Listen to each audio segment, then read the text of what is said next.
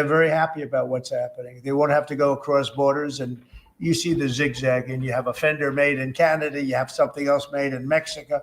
We don't want that. We want it made here. But there'll always be some modifications. I mean, if you have a wall in front of you, sometimes you have to go around the wall instead of through it. But I think very little. On occasion, if we can do something, we want to help companies. We want to help companies create jobs. So I could have left that and you wouldn't have had a minor change. Instead, I was asked by the real majors, the big majors, if they could do this. And I said, yeah, I'll do it. I want you to produce a lot of jobs. And numerous of the people, actually all of the people I spoke to have already been, they're very much on the way to already do it. That's why you have auto jobs increase. And the man, I don't know him, Sean Fain, I don't know him, and I did great, as you know, with the auto workers, with the Teamsters, with unions. I did fantastically well, best numbers ever by a Republican. And I have a lot of respect for those people. But Sean Fain, who I don't know, but wasn't a supporter, although the auto workers were big supporters. I watched him last night, and he said, Donald Trump is absolutely right on tariffs. He said, what he's doing on tariffs is an incredible thing. And it's about time somebody had the guts to do it, because we're going to save auto manufacturing. And I said to people when I was campaigning, you're going to have so many auto jobs, you're not going to believe what's going to happen. We're going to load up Michigan. I won the state of Michigan, as you know. And part of the reason I won it was I got a lot of auto workers that voted for me, Detroit, et cetera. But I think people are going to be very surprised. Yes. Thank you, Mr. President. You mentioned in your remarks chips manufacturing, how a significant percentage is now in Taiwan. You also mentioned it in your address to Congress, and you called on Congress to overturn the CHIPS Act, which had bipartisan support in the last Congress. Why would you like to see this particular law overturned, Mr. President? Because it's hundreds of billions of dollars, and it's just a waste of money. Now, some people have already taken the money and used it. Actually, it's very hard to qualify because they go by race, they go by gender, they go by all sorts of things. Nobody's ever seen anything like it. You won't be able to find those people. So I don't even think anybody can qualify. They have so many different categories. In order to qualify, you have to have so many of a certain race, a certain gender, a certain this, a certain, and I don't think they can qualify, but if they take the money, they better qualify because they'll be watching them. But it's a tremendous waste of money. I didn't give the greatest chip company in the world, one of the greatest companies, I didn't give them 10 cents. They came here because of tariffs, because they didn't want to pay the tariffs.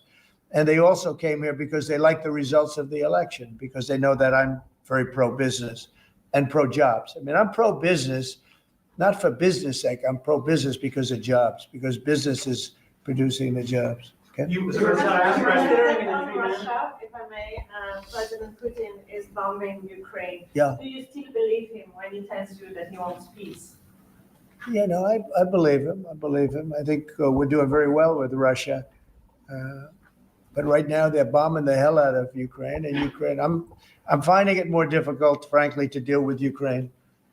And they don't have the cards. As you know, we're meeting in Saudi Arabia on sometime next week, early. And we're talking, I find that in terms of getting a final settlement, it may be easier dealing with Russia, which is surprising because they have all the cards. I mean, they're bombing the hell out of them right now. And I put a statement in, a very strong statement. Can't do that. Mr. President, We're trying to help them. And Ukraine has to get on the ball and get a job done. Michael, could you come up here? I see Michael back there. Good. I'm glad. He's traveling all over the world. I just saw him come in the door. Could you give a little definition of what's going on, please? Sure. Well, the president has been crystal clear, and he's been clear to all sides. The fighting has to stop. Both sides need to get to the table. We had a good engagement.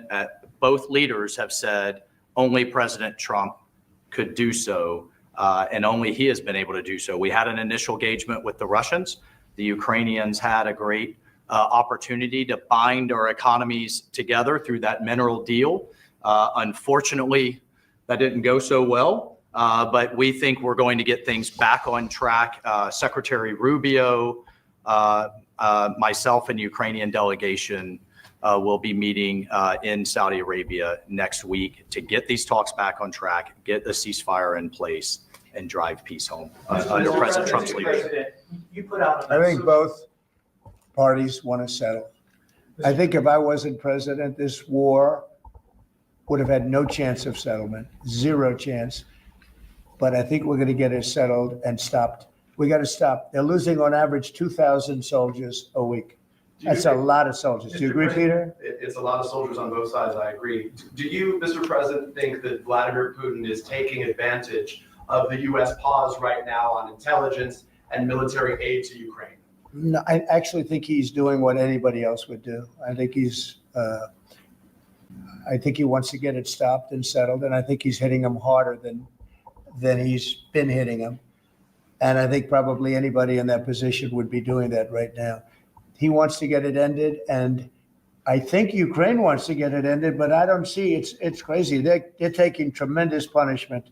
I don't quite get it, but I suspect, Michael, he probably wants to get it ended.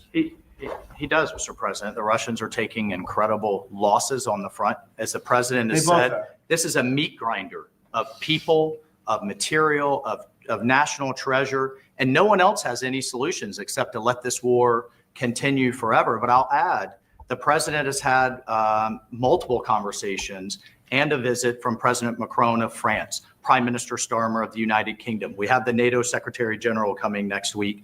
We have this meeting with the Ukrainians. We've had it with the Russians. All of this in the president's first month in his leadership. We will engage in the shuttle diplomacy, and we will continue to use his leadership